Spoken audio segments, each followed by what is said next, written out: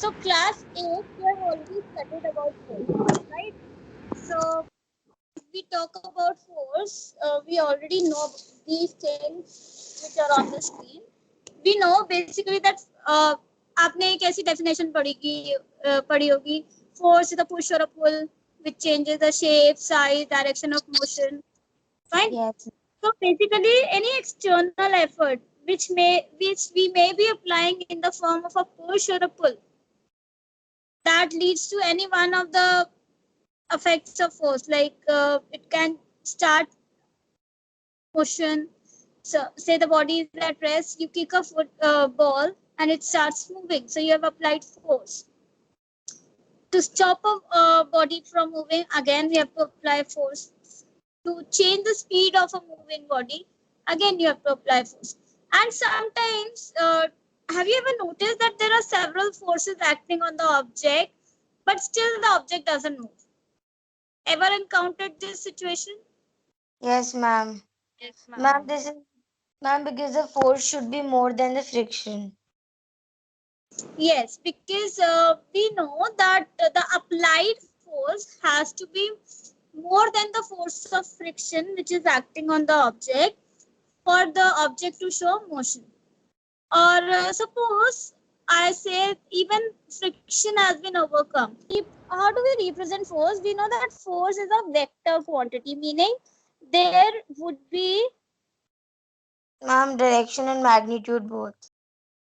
there would be a direction associated with force. So any vector quantities we represent like this, an arrowhead. Fine. Now the head of the arrow indicates the direction in which the force is acting, and the length of the arrow indicates the magnitude of the force. The number that is associated with force, that is called as magnitude of force. Fine. So the length of the arrow will indicate the magnitude of force, and the head of the arrow will indicate the direction of force. So if I have two forces, if I depict force A as this and force B as this, which force is more?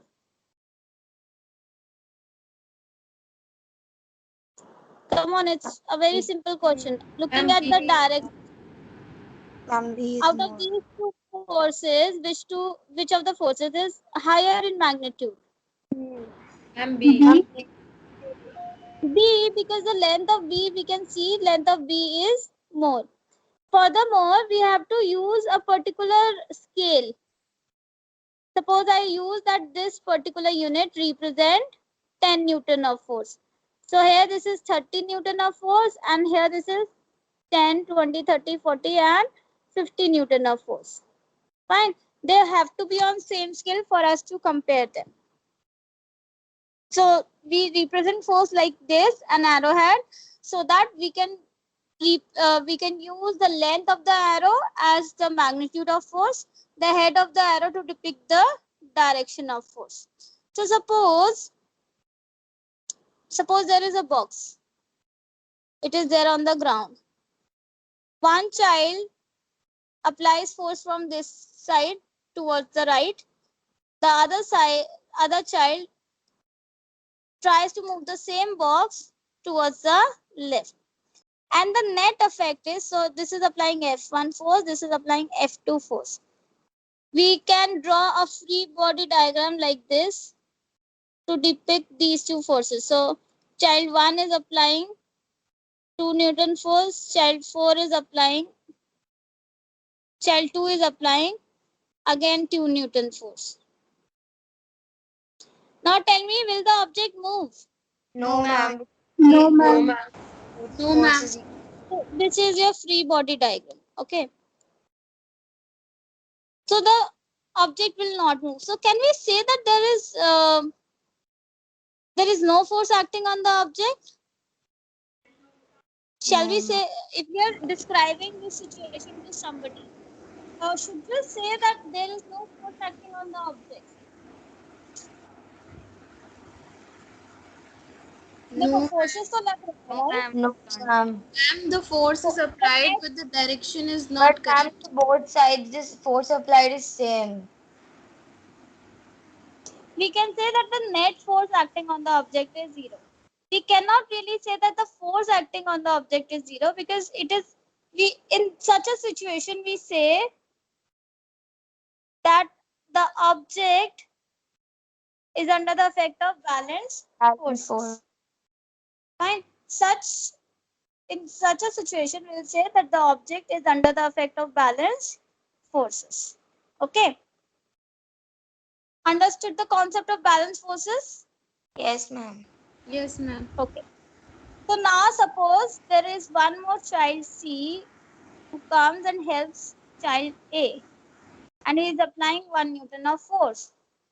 So now if I want to see, now the net force acting is 1 Newton. So in this situation, we can say now the body is under the effect of unbalanced forces. Fine. So now the body is under the effect of unbalanced forces. Now can you tell me, will the body show any motion in case of balanced forces? No, ma'am. No, ma'am. No, ma'am. Sure. Yes, ma'am. Yes, ma'am. Say a body is, so a car is traveling with a speed of 20 meter per second. Okay. So some force of friction is acting on the car, and the car's engine applies the same force forward to maintain the motion of 20 meter per second. In such a case, it is very much possible. Under the effect of balanced forces, basically two things are possible. Either the object will not show any motion. So under the effect of balanced forces, either the object